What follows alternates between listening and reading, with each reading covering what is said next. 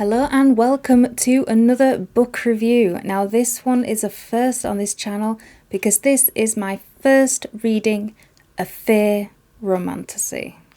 I know, I'm so late to the party. But the Fae Romantacy that I will be reviewing today is A Cursed Kiss by Jenny Hickman. And this was the special edition fantasy book in my first ever Butterfly Book Club subscription. And it was originally published in November 2021, I think, but the book box came out just last month. It was the book box for April. And it's the very first book in the Myths of Aaron series, which is completely all out, so you don't even have to wait for any sequels or anything. I was a bit hesitant to start this because it's not my usual thing. I signed up for so many book boxes at the end of last year that most of them I forgot all about. And this one just happened to come up and I was like, yeah, might as well give it a go. But the unboxing video is linked up there, up at the top, as I get a little bit excited. But I was a bit hesitant to start this, and there was a read-along, which is what I started. So where you do so many chapters a week, I didn't stick to it. I ended up reading it all in one go. But on reading the very first sentence, there was so much drama within those very few words. I was hooked. My dying heart ached inside my chest, shrinking and withering until only an empty husk remained. So much drama. I love it. And that continues all into the very first chapter. There is not one bit of let-up in this first few chapters at all. So there will be spoilers for the first couple of chapters for this, but not for the whole book. I'm going to try and avoid them as much as I can, and if I let anything slip through, I'll get rid of it in editing. We are in the mind of Keelan, and she is the younger sister of Aveen, and we open these events at Aveen and Robert's engagement party. Now, Robert saved Keelan's life quite a few years prior, and she has been besotted with him ever since, but he's engaged to her older sister. And Robert knows this, and he exploits it. And he's so annoying. And this fact he knows, he exploits it. Her sister knows this as well, but she has absolutely no choice in this matter. But as with many women of a certain time, she has absolutely no choice in who she marries. Her father decides for her. Now Robert, while he's having fun with Keelan and exploiting that she loves him, only wants to marry Aveen because she is the eldest sister and thus will inherit the family fortune, the house, everything that comes with. Even with this, he keeps having stolen little trysts with Keelan, which gain in intimacy, and he's still hell-bent on marrying her older sister. What a douchebag. Now, to numb the pain of this predicament in which she finds herself at this engagement party where everyone is congratulating the man she loves and her elder sister that she loves unconditionally, Keelan decides that the best way to cope with this is to get drunk on champagne, and she ends up flirting with a man called Edward DeWarn, and scandalously arranges to meet him in the darkness of the gardens. Now Robert follows her out and, in a jealous rage, accosts her, kissing her and telling her that she belongs to him. She's no one else's, she's not allowed to be anyone else's, she's not allowed to flirt and dance with anybody else but him. And when Keelan says, well, why don't you marry me then? He says that he will never marry her because she will never inherit, because she's not the eldest. It's about the money. And Keelan finally gets a little bit of sense, even when she's drunk, and angrily pushes him away and basically tells him to go F himself.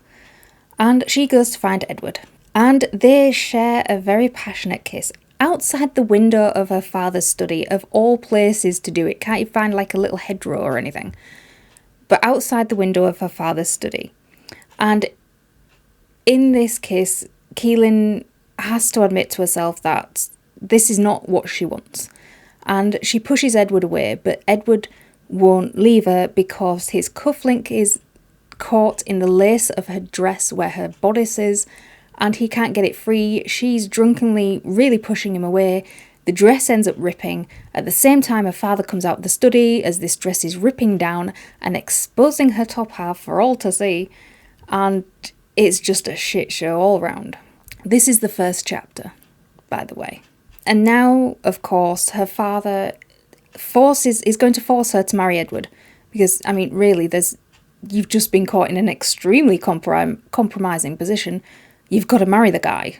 That's how it is. That's how it was. You get no choice in the matter. I mean, you can try and keep it quiet, but no. Honour and dignity and all the rest of it.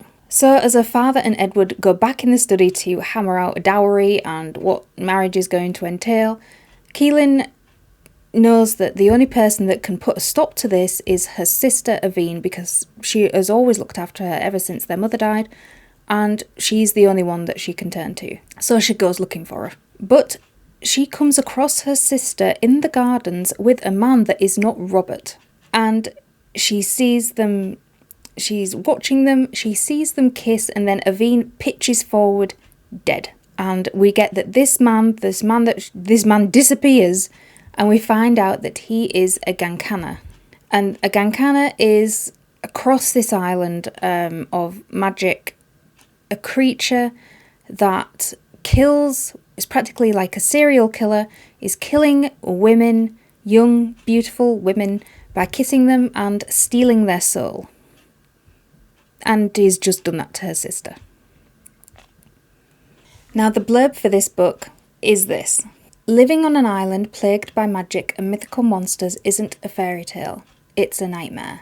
After Keelan witnesses her sister's murder at the hands of the legendary Gankana, an immortal creature who seduces women and kills them with a cursed kiss, she realises that there's nothing she wouldn't do to get her back. With the help of a vengeful witch, she's given everything she needs to resurrect the person that she loves the most. But first, she must slay the Gankana. Now Tadig, I think I've said that right, a devilishly handsome half-fae who has no patience for high society or propriety, would rather spend his time in the company of loose women and dark creatures than help one human kill one of his own. That is, until Keelan makes him an offer he can't refuse. Together they embark on a cross-country curse-breaking mission that promises life but ends in death. And that was the blurb for it. I don't know what I was expecting, but it wasn't this. I find, now just one thing, I mean, this book is beautiful. I mean, look at it. It's just beautiful. And I actually, in one of the very, very rare moments, I actually prefer this naked hardcover to the actual cover for it. Which is this. Which is, like fairy and flowery and, pretty. This is more a bit of me. I love it.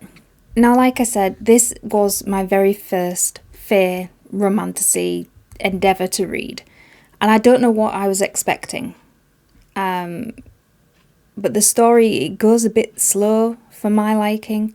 I mean, you'd think with what I've just said about the first couple of chapters, you would think that it would be a huge roller coaster and it would be so much fun and it would be never ending. It's a bit slow after that. A bit too long. And not much happens for most of this until you get to the end, where everything happens in such a rush that you're left just wondering what the hell just happened. I did read it in one sitting. It took about 5 to 6 hours the whole way through. And I really liked the idea of Keelan wanting to resurrect her sister Aveen. And I was really interested because the timeline for this quest, she starts wanting to resurrect her sister 4 months after her sister has been put in the ground.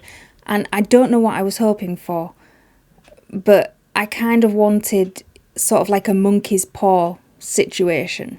I thought that one of the twists to this curse, one of the twists to this story, was that Keelan would get to resurrect her sister, but she would be resurrected as she was at the point of resurrection, sort of with skin falling off, part rotting, and I thought that would be one of the dark twists to make you really not be able to trust this vengeful witch that you find in the woods, who's called Feyre. But that doesn't happen. It's a romantasy, not a horror, of which I'm used to reading. But one thing I will say to it, and it does get right even though the character is so wrong for doing it, and it's a bugbear with fairy tales as well, especially the original ones, is that Keelan goes to see this witch in the woods that everybody is scared of, and never ever, when a witch asks, what would you give for this? She answers, anything. She's supposed to, it's actually written in this book that Keelan loves to read old, original fairy tales. And she still gives the answer that she would give anything to have her sister back. Without any stipulations or anything. She just says that she'll do whatever she wants.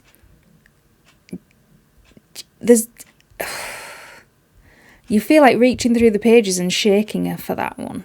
She's a bit dim. And then there's Tadig. Tadig? Tadig. I'm going to call him Tadig. And he is our half-fae male character. And he's, of course, it's a romantacy. He is the morally grey love interest of Keelan. But he's not morally grey enough for my liking. I don't know whether it's just because of the books I usually read, or whether this is true in all sort of fae romantacy, but he's not grey enough for me. And although he is snarky and he is a bit standoffish, he's not standoffish enough, and not for long. And I expected that to be a bit more pronounced in this type of character than it was. But what I didn't expect was to end up wishing that he was the main character and not Keelan. I found Keelan to be far too blinkered and far too whiny for far too long in this. And now we're going to have spoilers. So click to the time up in the corner if you don't want spoilers for this book, because there's going to be a little bit of a spoiler.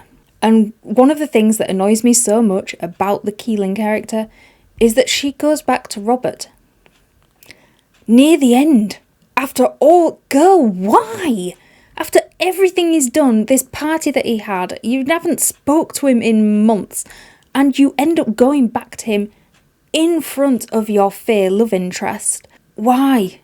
And then you're surprised because he's not a morally stand-up character. Hello, he was screwing you while engaged to your sister. The fuck? And one of the main annoyances happens at the end. One of many annoyances about the ending with this. When she's at Tadig's castle, near the end, and everything is mostly laid out, you know, about his past, his motives, etc.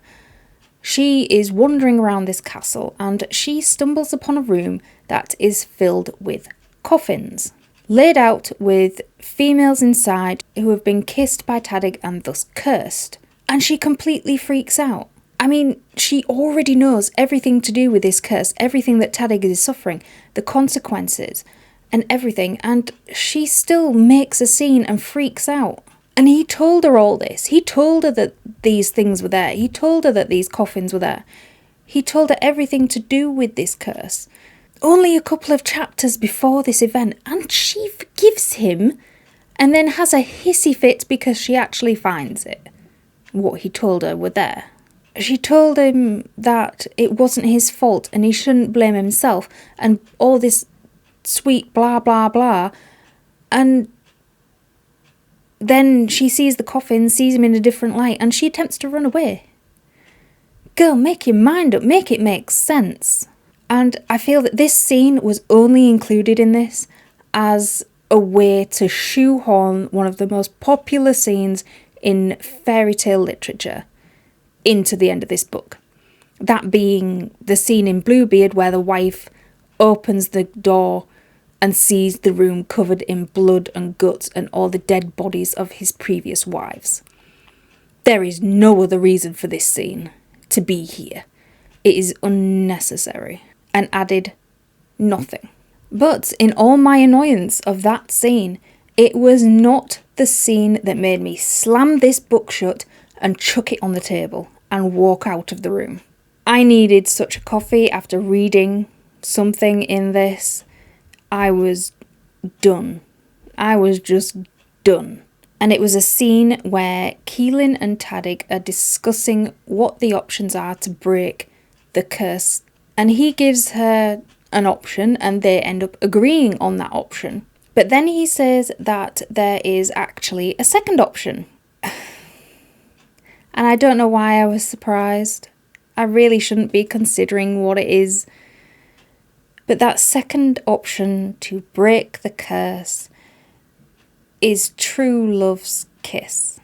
And I slammed the book shut, I threw it on the table and I walked away. No, I am not reading a fairy tale. I am reading a romantasy fantasy thing. True love's kiss? No. I don't know whether it's something that usually happens in Fae Romantasies or anything, but that, no. It chucked me back out. It chucked me back out of the story at the speed of light. No.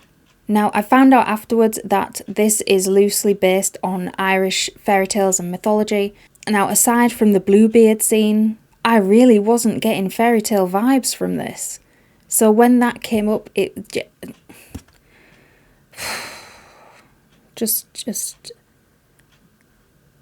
it annoyed me something awful. Another little niggle for me in this, and it was all the way through. That was the fact that Tadig did swear with lots of different swear words, except he said fecking instead of fucking. And he said it all the damn time. And nothing else in this has an Irish twang. There's no like accent. There's no other Irish sort of things in this apart from names and fecking all the time. And he's the only one that says it. And every time it came up on the page, every single time, and it comes up a lot, all I could think of was Father Ted. Feck off! There you go. Feck off! Every single time. That's all I could think about. Now, even with all of my criticism for this book, I did enjoy reading it. It was a nice romantasy to start with, but if I'm going to read any more, I'm looking for something more than what this gave me. Now, this is the first book in a trilogy with offshoot bits from like the male's perspective, but I don't think I'm not going to read the second book. I'm not that interested in seeing how some of the other characters get together and I don't understand why the author's done it like this, because at the end of this book, it's not like a prologue or anything. At the end of the events of this book, you get the spoiler for the end of the second book, which confuses the hell out of me. So you already know how the second book is going to end before you read it, after reading the first book. And I don't get that. So what's the point in me wanting to read the second book when I already know the outcome because it was outcome in the first? I think the handling of what Tadig's curse is, and what it entails could have been a hell of a lot darker than it was. The stakes didn't really feel that high, and it just didn't feel expanded on enough. And then we get the villain, the witch in the woods, Fira. She was built up at the beginning of this book. Everybody was afraid of her. You get a menacing vibe from her right at the beginning.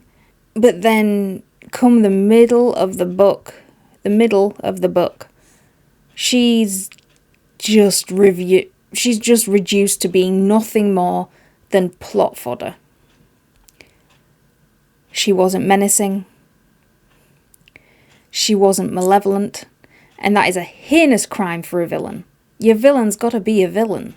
I wanted a villain worthy of the title of being a villain, and all I got was a pouting ex-girlfriend. The fuck? So for me, this book gets 3.5 stars. It would have got more, but the villain just wasn't compelling. I didn't feel that there were any stakes in this. There were no, oh my god, moments. It annoyed me too much to give it any higher rating. So if you've read Romantacy, Fae Romantacy, let me know what you think of it. Are there any ones that I really should read? Pop them down in the comments below, and as always, keep reading.